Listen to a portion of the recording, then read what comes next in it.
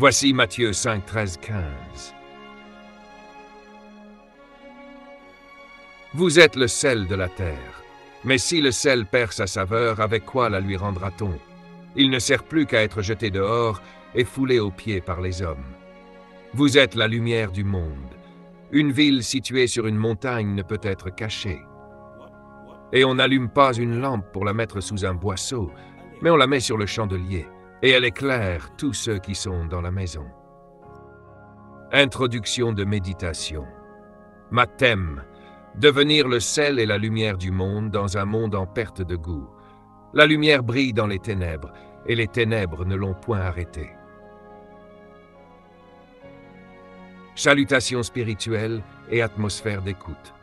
Shalom, paix et grâce à vous, peuple béni, peuple de feu, communauté de la lumière du psaume.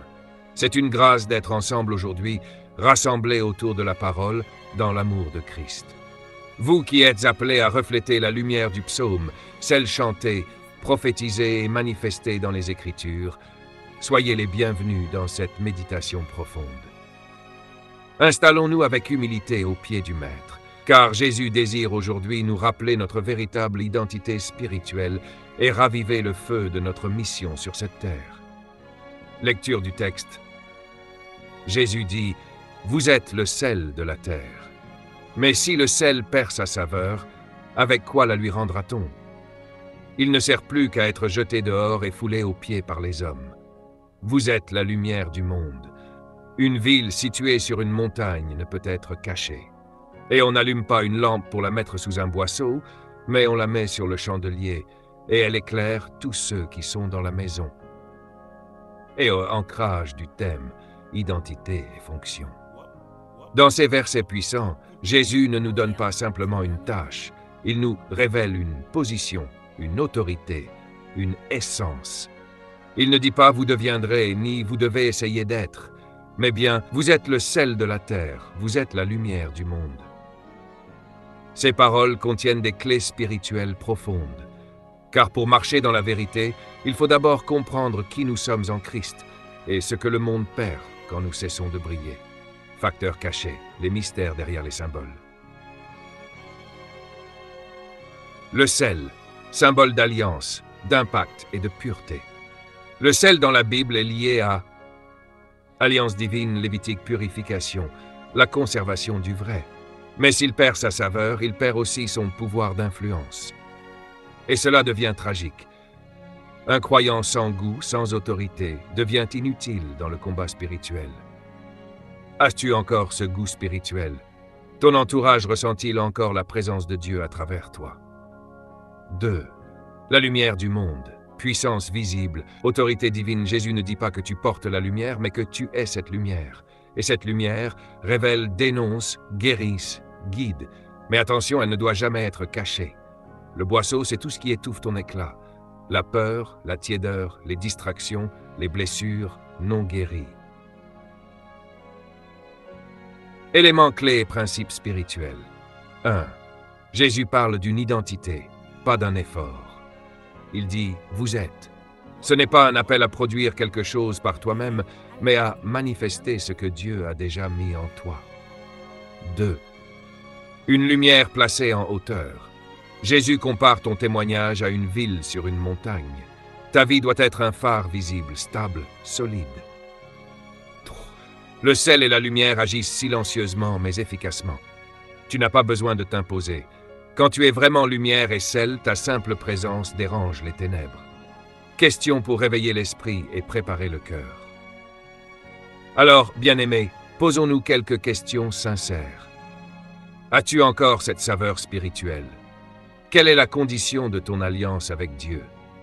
Brilles-tu encore comme la lumière du monde dans ta famille, dans ton entourage? Qu'est-ce qui t'empêche de briller pleinement? Et surtout, comment redevenir réellement sel et lumière dans ce monde confus, dans ta maison, dans ton église, dans ta génération? Annonce du développement teaser, reste bien attentif.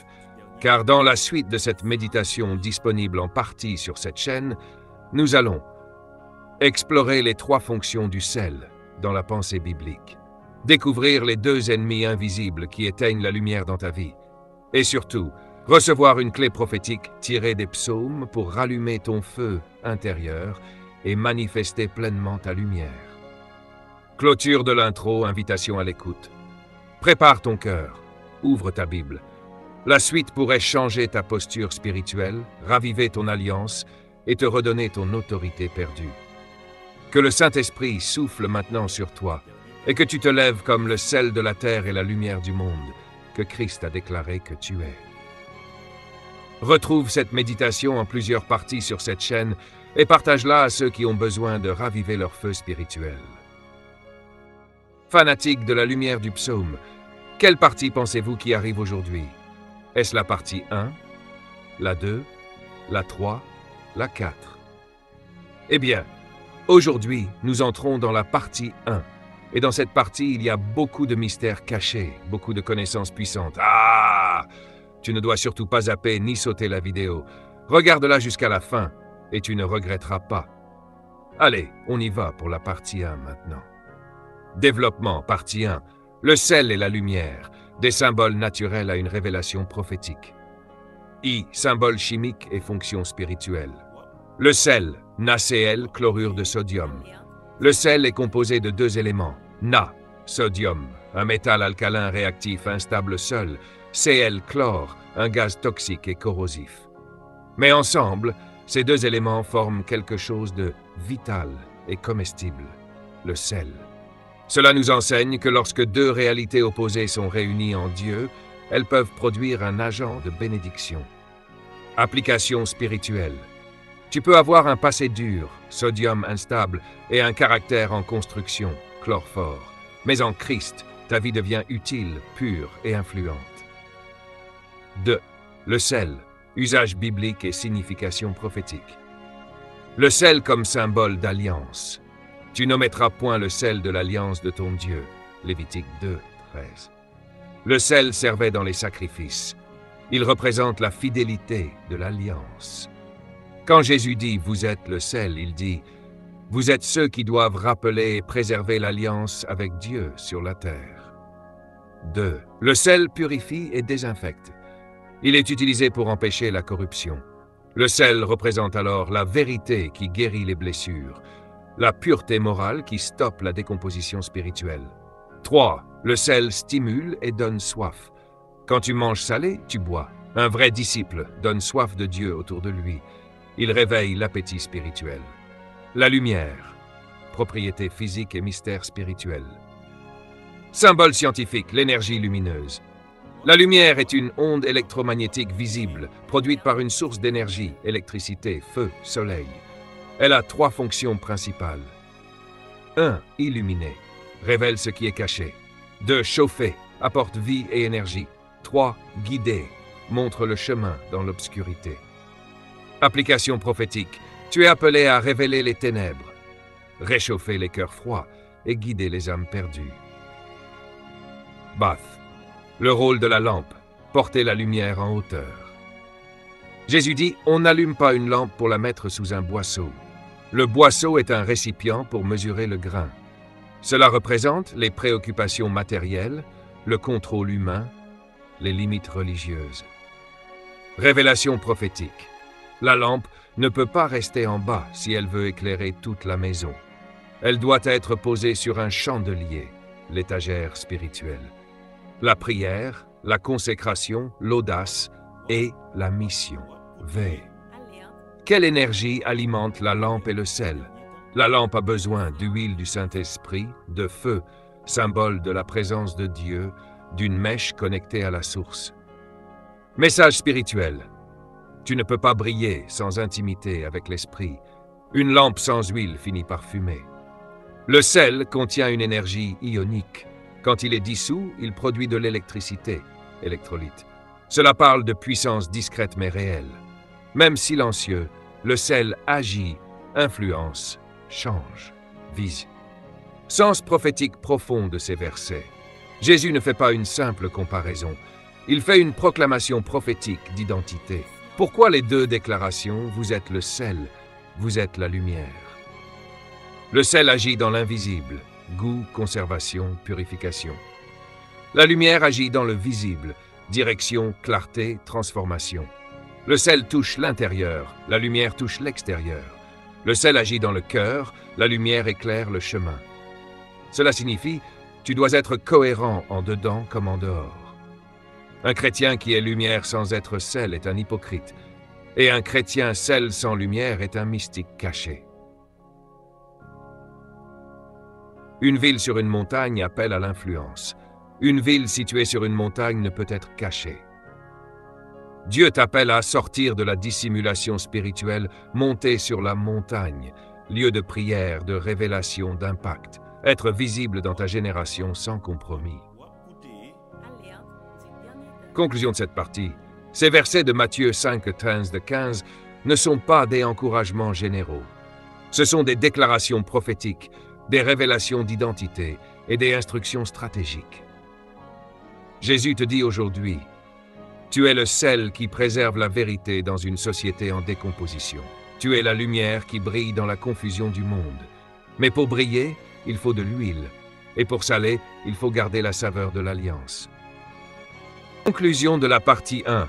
Communauté lumière du psaume, 3 chiffres de la Trinité, 3 éléments fondamentaux pour une vie toujours salée dans la parole de Dieu. 1. L'intimité avec le Saint-Esprit. Sans la présence du Saint-Esprit, ton sel spirituel devient fade. C'est lui qui t'enseigne, te purifie et te garde connecté à la source. 2. La constance dans la parole. Le sel se conserve. Une vie ancrée dans les Écritures, chaque jour, produit une saveur durable qui impacte ton entourage. 3. Une vie de prière et de consécration. Le feu de ton autel garde ta saveur active. Le chrétien qui prie devient un instrument de guérison et de transformation dans ce monde. Et voici une chose que tu peux gagner quand ta vie est vraiment assaisonnée du sel de Dieu et non du sel de cuisine. L'influence cachée mais puissante. Même sans parler fort, ta simple présence change les atmosphères, guérit les cœurs et pousse les gens vers Dieu. Tu deviens un témoin silencieux, mais redoutablement efficace. Alors, famille de la communauté lumière du psaume, est-ce que tu es satisfait de cette première partie? Si oui, fais un choix fort. Reste fidèle à cette chaîne, regarde les vidéos jusqu'à la fin. C'est la meilleure manière de m'encourager à continuer ces méditations puissantes. La partie 2 arrive très bientôt. Pourquoi Jésus dit-il « Vous êtes le sel de la terre » ? Pourquoi ne dit-il pas « Tu es salé » ou « Tu transportes du sel » ? Nous verrons cela en profondeur dans l'épisode 2. Épisode 2, vendredi prochain à 18h pile. Abonne-toi, commente, like, partage la vidéo, autant que tu ressens que cette parole t'a percé. Et écoute bien, Dieu ouvrira des portes dans ta vie selon la lumière que tu reçois et appliques. Éternel, toi qui as dit que nous sommes le sel et la lumière, viens raviver notre flamme et restaurer notre saveur spirituelle. Délivre-nous de toute fadeur, de toute tiédeur, de tout compromis. Remplis nos lampes d'huile fraîche et pose-nous sur ton chandelier pour éclairer ce monde. Fais de nous des instruments d'impact, d'alliance et de vérité. Dans le nom puissant de Jésus-Christ. Amen. À très bientôt pour l'épisode 2. Que le Seigneur te garde salé, allumé et placé là où il veut que tu brilles. Shalom, paix sur toi.